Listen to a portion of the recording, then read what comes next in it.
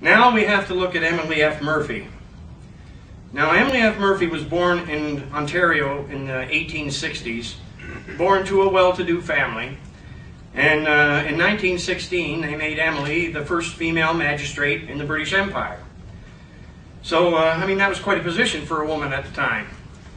Along come about 1920, Maclean's magazine went to Emily and asked her to do a series of articles about the drug problems in Canada. So Emily went to work. But when she wrote the articles about hemp, it was just pure sensationalism. The most evil, addictive, dangerous, deadly plant, the evil seducer of women, just total nonsense. So, well, as if that wasn't really bad enough, shortly afterwards she wrote a book called The Black Candle.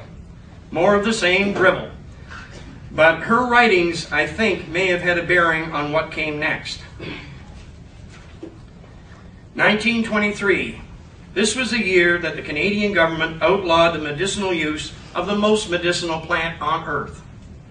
Man's oldest known and safest medication, also known to be non-addictive and to be the most medicinal plant on earth, outlawed for medicinal use. Does this sound insane to you? By what right could any government outlaw this plant's medicinal use and deny it from their public?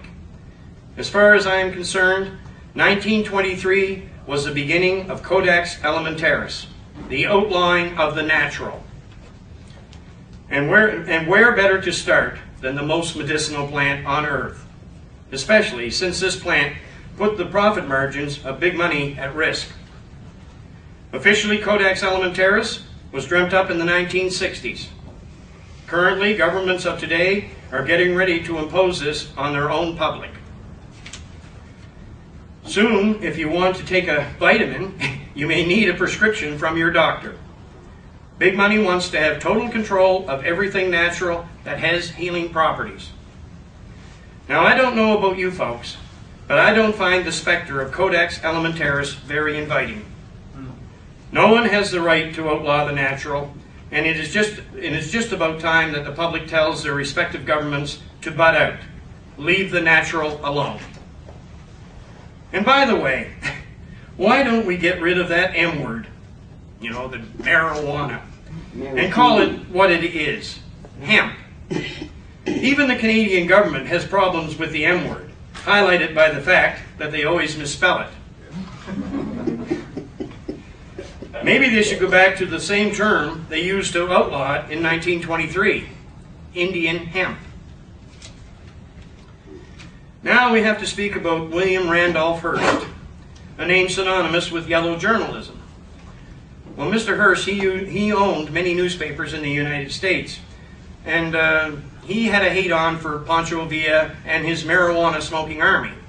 So Mr. Hearst, he started publicizing the effects of this deadly new drug, marijuana.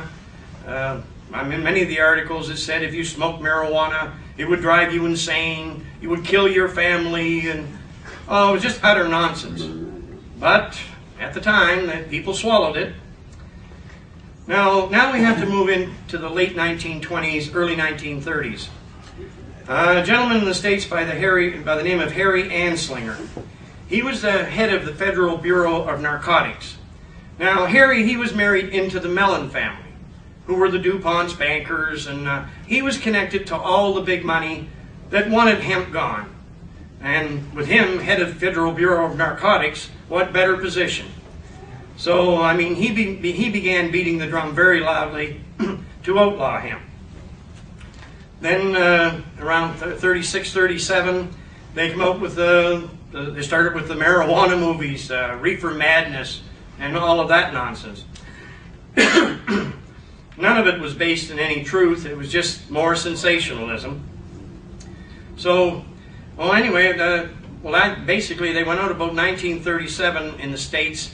They started the Marijuana Tax Act. And this basically eliminated hemp being grown in the United States. But shortly afterwards, within 2-3 years, the Japanese invade the Philippines, and of course when they did, that cut off the hemp supply to the United States that they needed for their war effort. So all of a sudden, you know, hemp is wonderful stuff again. The Department of Agriculture in the States put out a video called Hemp for Victory. So all during the war, they grew hemp for the war effort. But at the end of the war, back to outlawed again. So in 1954, Mr. Anslinger had the United Nations declare the most medicinal plant to be non-medicinal. In 1961, the Single Convention Treaty. To be recognized as a member of the United Nations, a country must agree to prohibit hemp use to their people. Does that sound like a club you'd want to be part of? Well, now comes the 1960s. Reports coming from everywhere about hemp's ability to heal or to help many medical conditions. Asthma, glaucoma, pain relief, lowering blood pressure, etc., etc. Now we move to the 1970s. The results of most of the medical research regarding hemp that was done in universities was confiscated by the U.S. government. Why would they do such a thing if they were not trying to hide something? In the mid-1970s, Gerald Ford passed all rights to hemp research back to the pharmaceutical companies. The very people who already knew all about hemp and didn't want it around. Supposedly, the drug companies were going to create synthetic THC and take the high out of this medication. I find it very strange that drug companies would be so concerned about the harmless effects of an overdose of hemp. If you go to a doctor and tell them that you took too much hemp, they will tell you to go lay down, the effect will pass, and you are not harmed. So where is the danger in hemp? Does anybody know? Drug companies mass-produce medications from opium, which are very dangerous, addictive, and deadly. Not to mention the fact that you can hallucinate and get as high as a kite on them. But that's okay because that's used medicinally. Any high that hemp can produce presents no real danger to the patient, and drug companies know it. These large companies will not produce the natural medicine from the hemp plant because they can't patent it. The medicine has always been there, but greed and ignorance have kept it from the public. Synthetic THC, which can be patented, has never worked out very well for the drug companies. Many people found it to have undesirable side effects, and only a small percentage of people have found synthetic THC to be effective. Slowly, the drug companies again began looking at hemp, since it was the only natural source of THC. Currently, they are now looking at ways to patent hemp, and of course, any hemp medicine produced by such companies will come at a very high cost. In 1997, the Canadian government makes hemp a Schedule II drug, which means it can now be used in medicine. So the government was just opening the doors for the pharmaceutical companies. In 1998, Dr. David Suzuki, on his show The Nature of Things, aired an episode called Reefer Madness 2. I think this show was designed to help reintroduce hemp's medicinal use to the public and to help pave the way for Big Pharma to fill their pockets when they started selling it.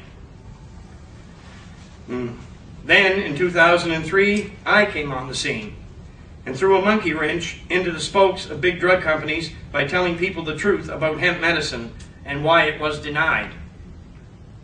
For this, I have no regrets.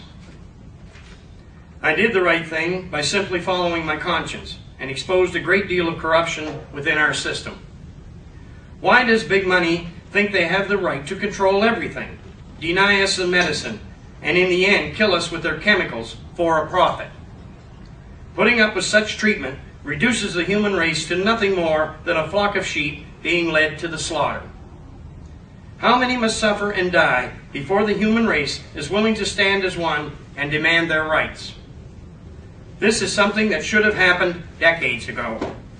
But people on the whole just sit there in their apathy and wait for someone else to do it for them. If you are looking for someone to blame, we must blame ourselves. For to date, we are the ones who have not acted to bring an end to this travesty. Stand up and be counted, for your very life may depend on it.